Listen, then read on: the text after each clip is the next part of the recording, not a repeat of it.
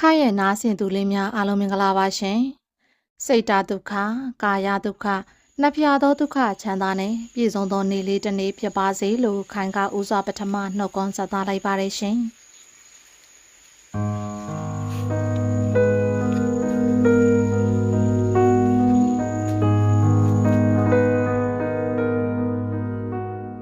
မငင်းမာနဲ့အေးမရဲ့ညီတို့ကိုယုံလို့ငါကအပ်တာပါညီတို့လည်းအသိပဲအိမ်မှာသားကြီးကလည်းခဏခဏခရီးထွက်နေတော့အိမ်မှာငါတယောက်တည်းဒီရွှေတုပ်ကြီးနဲ့ဘလို့မှလုံခြုံမှာမဟုတ်ဘူးသမီးငယ်စီကိုလည်းအမထားခြင်းဘူးသူတို့လုပ်ငန်းချက်မှာပါပါလားလို့ပြောနေတာမထည့်ခြင်းဘူးအေးဒါတွေကငါရဲ့အိုစာမင်းစာတွေလက်ထဲရောက်လာတဲ့လက်ကင်ပေါ်နဲ့ထုတ်ထားတဲ့အထုပ်တစ်ခုကိုပြပြတလဲအမေဖြူလက်ထဲအေးမပြန်ထည့်ပေးလိုက်တဲ့အခါမှာအေးမလက်ကိုလက်နှစ်ဖက်နဲ့အုံမိုးစုပ်ကိုင်းပြီးအမေဖြူပြောပါတယ်ဖျားခန်းရဲ့ဂတိပါအနီရဲရဲခင်းထားတဲ့ကြံကင်မှာအမေဖြူအေးမနဲ့သမီးနှစ်ယောက်ဝိုင်းထိုင်နေပါတယ်အေးမရဲ့အကြည့်ကသမီးနှစ်ယောက်စီဝေဝဲရောက်ရှိသွားတယ်သမီးနှစ်ယောက်လုံးရဲ့အကြည့်တွေကလည်းအေးမလက်ထဲကအထုပ်ပေါ်မှာကဲပါအမေရဲ့အမေဖြူကဒီလောက်ပြောနေတာလက်ခံလိုက်ပါသမီးကြီးရဲ့အတန်ကြောင့်အမေဖြူမျက်နှာပြုံသွားတယ်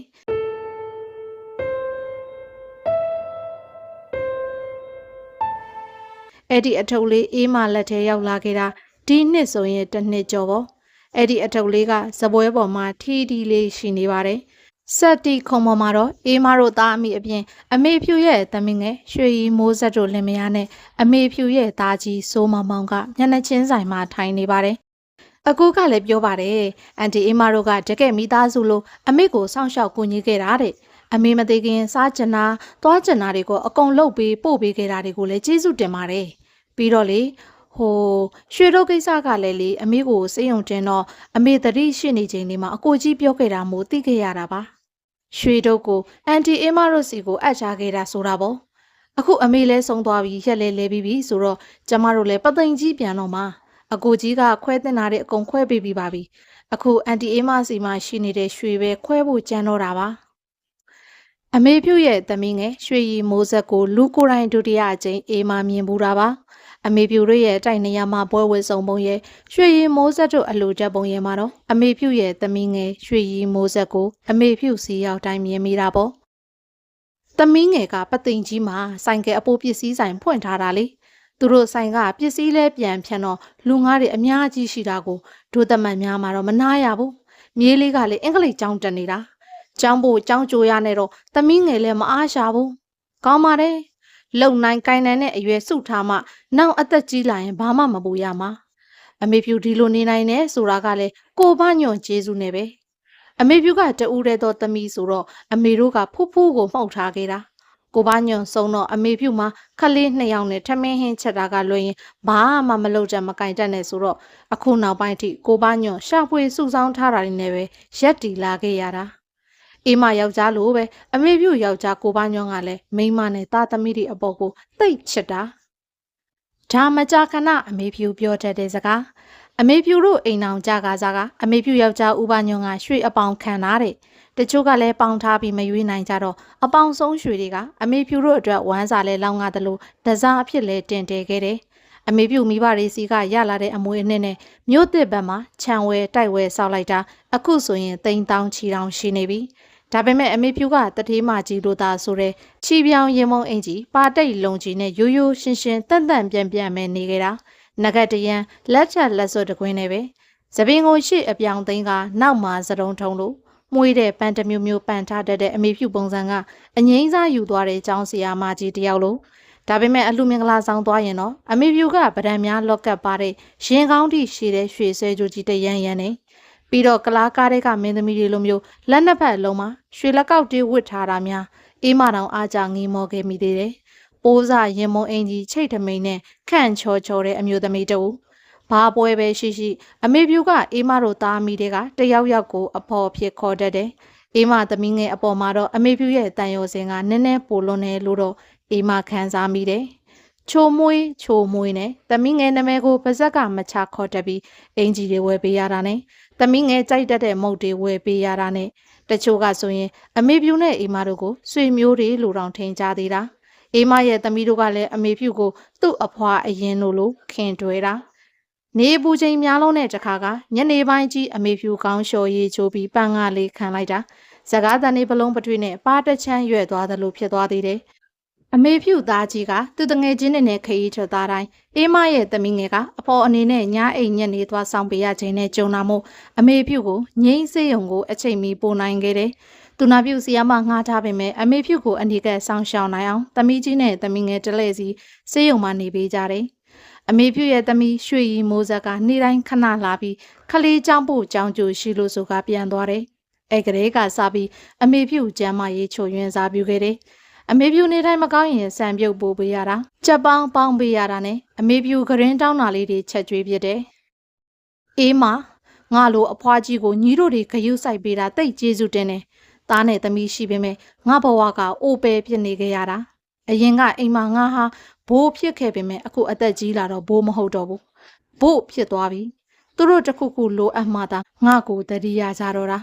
သမီးငယ်တို့ကလုပ်ငန်းချဲဖို့ငါစီငွေလာချီကြတယ်မရှိဘူးလို့ပြောလိုက်တော့ငါစီလာကြဖို့မပြောနဲ့ဖုန်းတော့မဆက်ကြတော့ဘူးတညနေမှာဝင်းလူလူနေမင်းကြီးကိုရန်ကြမှာရက်ငေရင်အမေဖြူဆိုလာတယ်အမေဖြူရဲ့မျက်လုံးအယောင်နဲ့မှိန်ဖြောအပြုံးတွေပြက်ပြဲနေပါကောအချွေအရန်ဆိုတာဒစိမ့်ပဲဖြစ်ဖြစ်သွေးသားပဲဖြစ်ဖြစ်ကိုဘက်ကပေးချွေနိုင်မှကိုဘေးမှာဝင်းရံကြတာကိုခေါ်တယ်ထင်ပါရဲ့ကိုမှဘာမှမရှိကြည့်ကိုဘေးမှာရှိနိုင်ကြပါမလားအမေဖြူလေးအထီးကျန်မှာတိတ်ကြောက်တယ်အသက်80ကျော်အမျိုးသမီးတယောက်ရဲ့ဝမ်းနဲ့ပွင့်ဟာတန်ကစိတ်မကောင်းစရာကောင်းပါတယ်။အဲ့တုန်းကသမီးကိုငွေထုတ်မပေးပဲပိုင်ဆိုင်တဲ့ရွှေတွေအေးမစီလာအပ်ထားတာကိုလည်းအေးမနာမလည်နိုင်ဖြစ်ခဲ့ရတယ်။အမေဖြူအပေါ်အေးမတို့ကောင်းပေးတယ်ဆိုတာရွှေတုပ်ကြီးနဲ့မဆိုင်ခဲ့ပါဘူး။ဒါကိုအမေဖြူသိပါရဲ့လား။အမေဖြူနာရေးသွားပို့ကြတဲ့ကအေးမတို့စီမှာအမေဖြူအပ်ထားတဲ့ရွှေတို့အကြောင်းအမေဖြူသားကြီးစိုးမမောင်ကိုအေးမပြောပြခဲ့တယ်။ဒီနေ့တော့အမေဖြူရဲ့သမီးငယ်ရွှေရီမိုးဆက်တို့လင်မယားနဲ့အတူအမေဖြူရဲ့သားကြီးတို့ရွှေတို့ကိုလာယူတယ်။ရော့ပါဒါဟာအမေဖြူအပ်ခဲ့တဲ့ရွှေတို့ပါလက်ကောက်တွေရဲ့ဆွဲကြိုးတကုံးရဲ့လက်စွပ်တကွင်းရဲ့စစ်လိုက်ပါအောင်။အေးမကပြောရင်ရွှေတို့ကိုသူတို့လက်ထဲပြန်အပ်လိုက်တယ်။စိုးမမောင်ကရွှေတို့ကိုလက်ခံယူပြီးထုံးချီထားတဲ့လက်ကင်ဘွားကိုဂယုတစိုက်ဖြေတယ်။ပြီးတော့လက်စွပ်လေးကိုရွေးချယ်ကောက်ယူကြည့်ပြီးခေါင်းတစ်ချက်ငိမ့်တယ်။လက်စွပ်ကိုလက်ကင်ဘွားပေါ်ပြန်ချပြီးလက်ကင်ဘွားရဲ့အနားစားတွေကိုလက်တစ်ဖက်နဲ့ဆူယူကောက်ကန်လိုက်တဲ့အခါအကိုကြီးကျန်တာတွေလက်စစ်ကြည့်အောင်လေရွှေမိုးဆက်ကစိုးမောင်မောင်လက်ကိုလှန်ဆွဲပြောလိုက်တော့အေးမမြင်လိုက်မိတာကစိုးမောင်မောင်မျက်နှာပေါ်မှာတစ်ချက်ညိုသွားသလိုခန်းစားချက်တစ်မျိုးပေါ်လာတာပါပဲအားနာတဲ့အကြည့်မျိုးနဲ့စိုးမောင်မောင်ကအေးမကိုလှမ်းကြည့်လိုက်တာမို့စစ်ကြည့်လိုက်ပါကိုစိုးမောင်အားမနာပါနဲ့စစ်သွားပါရွှေရီမိုးဆက်ကစိုးမောင်မောင်လက်ထဲမှာရွှေတို့ကိုစက်ကနေလှန်ဆွဲကစပွဲပေါ်တင်လိုက်ပြီးလက်ကောက်တကွင်းကိုကောက်ယူကြည့်လိုက်တယ်လက်ထဲကလက်ကောက်ကိုအပြန်ပြန်အလှန်လှန်ကြည့်သလိုလက်ကင်မော်ဟာတဲ့ကလက်ကောက်တွေကိုလည်းယူပြီးကြည်နေရင်းကနေရွှေရီမိုးဆက်ရဲ့မျက်ဝန်းတွေကအေးမစီရောက်လာတယ်။ဒါတွေကအတုတွေပဲ။အမေဖြူရဲ့သမီးရွှေရီမိုးဆက်စကားကအေးမရင်နဲ့တစ်ချက်ခုန်သွားတယ်။ရုတ်တရက်အေးမဆွန်အားသွားစေမှာပဲ။ဘာပြောတာလဲ။အတုတွေဟုတ်လား။ကျမတို့ဘာမှမလုပ်ဘူးနော်။လေးလေးမောင်ဒါအမေဖြူအပ်ခဲ့တဲ့အတိုင်းပါပဲ။သမီးကြီးကလှုပ်လှုပ်ရှားရှားဖြစ်သွားပြီးညင်းဆိုတယ်။တခုတော့ရှိတဲ့ကိုစိုးမောင်အမေဖြူအပ်တုံးကအရွေအတွက်ပဲစစ်လိုက်တာရွှေစစ်မစစ်တော့အမတို့လည်းစစ်မကြည့်လိုက်မိဘူး။အမတို့လည်းအမေဖြူကိုယုံလို့လေ။အမအေးမဘာမှစိတ်မပူပါနဲ့ကျွန်တော်ကဒီအကြောင်းတွေကိုသိပြီးသားပါ။သားကြီးကပြုံးလိုက်တယ်။ဒါပေမဲ့အဲ့ဒီပြုံးမှုကဝမ်းနေမှုတွေအပြည့်နဲ့ဘလို့အကိုကြီးကသိနေတယ်ဟုတ်လား။ဟုတ်တယ်ဒီကိစ္စတွေကိုငါမပြောချင်ဘူးဒါပေမဲ့အခုမပြောလို့မှမဖြစ်တော့တာတကယ်တော့အမေမကဟော့ဒီလက်စွပ်ကလေးကလွှဲရင်ကြမ်းတဲ့ရွှေတွေအားလုံးမရှိတော့ဘူးအဲ့ဒီအကြောင်းတွေကိုအမေငါ့ကိုပြောပြတာမကြသေးဘူးနင်အမေစီကိုလုပ်ငန်းချဲဖို့ငွေချီတော့ကအမေညင်းလိုက်လို့နင်ငိုပြန်သွားတော့လေငါနဲ့အမေနဲ့စကားများကြတယ်ငွေမရှိလဲရွှေတွေရှိနေတာပဲရောင်းပေးလို့ရတာပဲပေါ့နင်ကတောင်းတာမဟုတ်ဘူးချေးတာလေးကိုတောင်သားသမီးတိုးတက်မှမလိုလားဘူးလားဘာလားနေပေါ့ငါအမေကိုပြန်ခံပြောမိတာအဲ့ဒီတော့မှအမေကငိုပြီးတော့အိမ်ကိစ္စတွေအားလုံးကိုပြောပြတော့တာပဲနင်း10တန်းပေါ်တာမှနေတဲ့အချိန်တုန်းကလေအဖေကြီးကအာမခံလာပေါင်ပေးတဲ့ရွှေတွေကဥပဒေနဲ့မလွတ်တဲ့ရွှေတွေဖြစ်နေတော့အဖေတို့တရားရင်ဆိုင်ကြရတယ်အဲ့ဒီကလေးကအိမ်ရဲ့အခြေကမခိုင်တော့တာပဲ ငါကလည်း10တန်းကြာပြီးတော့အချိန်တစ်ခုလောက်ဝေးလေးလေးဖြစ်နေခဲ့တော့အိမ်လုပ်ငန်းလည်းမလုပ်အပြင်အလုပ်လည်းမလုပ်ဘဲနဲ့လေယာပြန်စားရေးလုပ်ခဲ့တော့အဖေတို့အမေတို့ဖြစ်ပြနေတာတွေကိုအလုံးစုံမသိခဲ့ဘူးရှိတဲ့ရွှေတွေထုတ်ရောင်းနဲ့တမျိုးရောင်းရင်ပုံစံတူတမျိုးလောက်ထားပြီးအမျိုးတွေကြားတဲ့အချိန်မပြတ်တဲ့ပုံစံမျိုးနဲ့အမေနေလာခဲ့တာတဲ့အဖေဆုံးသွားတော့အမေတယောက်တည်းဘာမှမလုပ်တတ်မကိုင်တတ်နဲ့စိုင်ပိတ်ခဲ့ရပြီးတော့ငါတို့မိသားစုတွေထိုင်စားဖြစ်သွားတာနင်ကအကြောင်းပြီးလို့ယောက်ျားယူသွားတော့ဒါတွေလည်းဘာမှဟုတ်တိပတ်တိမသိလိုက်ဘူးမဟုတ်လားအမေငါ့ကိုတခါပြောဘူးတဲ့ငါမှရွှေတွေမရှိတော့ဘူးတဲ့ဒါပေမဲ့အခုချိန်မှာငါလိုချင်တာကရွှေမဟုတ်ဘူးတဲ့ဒါပေမဲ့ငါလိုချင်တဲ့အရာကရွှေမရှိရင်လည်းမရမှာစိုးတယ်တဲ့အဲ့ဒီအချိန်ကငါတကယ်နားမလဲခဲ့ဘူးအခုမှသိလိုက်တယ်အမေလိုချင်တာကဂယုဆိုင်မှုနင်စိတ်ဆိုးပြီးအမေကိုပြစ်ထားခဲ့သလိုဖြစ်သွားတာနင်သိလားအမေနင့်ဖုံကိုလေနေ့တိုင်းမျှော်နေခဲ့တာတွေကိုရောနင်သိရလားတစုံတစ်ယောက်ရဲ့ဂယုဆိုင်မှုကိုလိုချင်ရင်မမောစရာတစုံတရာရှိရမယ်လို့အမေတွေးခဲ့တာထင်တယ်ဂယုဆိုင်အရေးပေးမှုကိုရဖို့အတွက်အမေကသူ့မှာမရှိတဲ့ငွေတွေရွှေတွေရှိတယ်လို့လုပ်ခဲ့တာအတုတွေကိုအစ်စ်လို့ထင်စေခဲ့တာပဲအမအိမ်မကျွန်တော်ပြောရဲပါတယ်အမေကရွှေအတုတွေနဲ့အမအိမ်မတို့ရဲ့စိတ်ရင်းကိုစမ်းသပ်ချင်ခဲ့တာမဟုတ်ပါဘူးအမေကသူ့လိုချင်တဲ့ဂယုဆိုင်မှုကိုပေးတဲ့အမအိမ်မတို့ရဲ့အရေးတီကိုဆက်ဆံပေးနေတာတွေသူဆုံးရှုံးသွားမှကြောက်ခဲလို့ပါအဆအရာရာအတွက်ကျွန်တော်တောင်းပန်ပါတယ်စိုးမောင်မောင်ကရှေလျားတဲ့စကားတွေကိုပြောရင်းတော့မှလေးတွဲစွာတပြင်းချလိုက်မိတယ်ရွှေရီမိုးဆက်ကမျက်ရည်ကျနေတယ်ဧကန်တစ်ခုလုံးတိတ်ဆိတ်သွားပါတယ်အဲ့ဒီညကပိုတိတ်ဆိတ်နေခဲ့ပါတယ်အေးမမအိတ်ချင်သေးတာနဲ့ပဲဝရန်တာဘက်ကိုထွက်ခဲ့တယ်ဒီဝရန်တာကနေအရှိတောင်ဘက်ကိုလှမ်းကြည့်လိုက်ရင်အမေဖြူတို့တိုင်မြင်မြင်ကိုလှမ်းမြင်ရပါတယ်အမေဖြူလေးအထီးကျန်မှတိတ်ကြောက်တယ်အမေဖြူရဲ့အဲ့ဒီစကားတကုံးမဲ့ထက်ခါကြားနေရသလိုလူတိုင်းမှာအတိအမှတ်ပြုခံရတဲ့စိတ်တန်မိုးထားခံရတဲ့စိတ်ရှိတယ်ဆိုတာအထူးသဖြင့်အသက်ကြီးလာလေးပိုတိုးလာလေးဆိုတာငယ်ရွယ်တုန်းကနဲ့ဆိုင်ရင်အရွယ်တစ်ခုရလာတဲ့အေးမလည်းစာနာနာလဲခဲ့ပါတယ်အမေဖြူမရှိတော့အေးမရင်ထဲမှာလည်းဟာတာဖြစ်နေခဲ့ပါတယ်ညနေတိုင်းရောက်လာတတ်တဲ့အမေဖြူနဲ့ရောက်တဲ့ရစကားတွေပြောကြရတာတခါတလေအမေဖြူနှုတ်ကသမီးလို့အေးမကိုခေါ်လိုက်တာ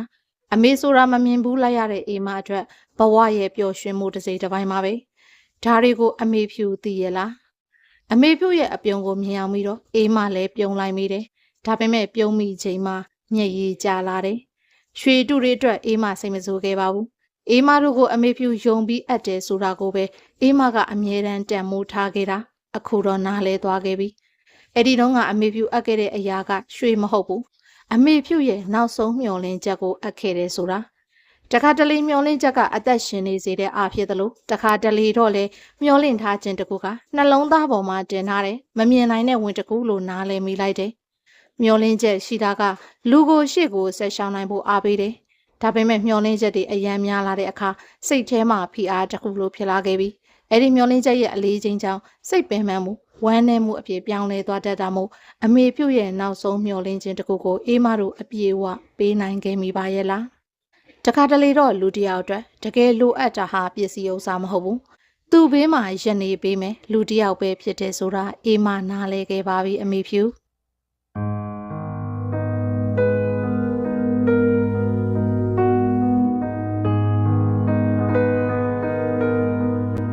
စာရေးသူခင်ဦးရေးသားထားတဲ့မျော်လင့်ကြီးရဲ့အလေးချိန်ဆိုတဲ့ဝတ္ထုတိုလေးဟာဆိုရင်လူမှုပတ်ဝန်းကျင်နဲ့မိသားစုကြားကနှက်ဆိုင်တဲ့ခံစားမှုတွေကိုထိထိမိမိဖော်ပြထားတဲ့ဝတ္ထုတိုတစ်ပုဒ်ဖြစ်ပါတယ်။ပစ္စည်းဥစ္စာထက်အရေးကြီးတဲ့ဂရုစိုက်မှု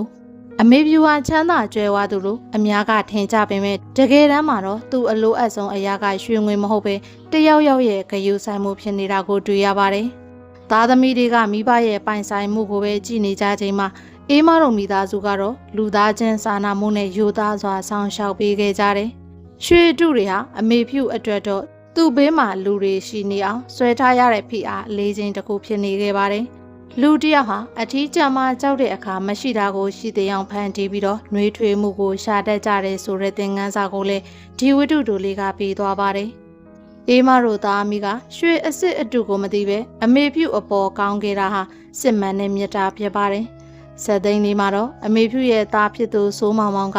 အဖြစ်မှန်ကိုဖွင့်ပြောပြီးတောင်းပန်သွားတာကလည်းဒီဝတ္ထုတိုလေးကိုပို့ပြီးကြည်နူးစရာကောင်းစေခဲ့ပါတယ်။ မိဘဘိုးဘွားတွေရဲ့အထီးကျန်မှုတွေကိုစာနာနားလည်နိုင်အောင်စာဖတ်သူပရိသတ်တူဦးချင်းစီကိုလှုံ့ဆော်ပေးထားတဲ့ဝတ္ထုတူတစ်ပုဒ်ဖြစ်တယ်လို့ခိုင်ကတော့ယူဆပါတယ်။နားဆင်သူတွေရောဘလို့ထင်ပါသလဲ။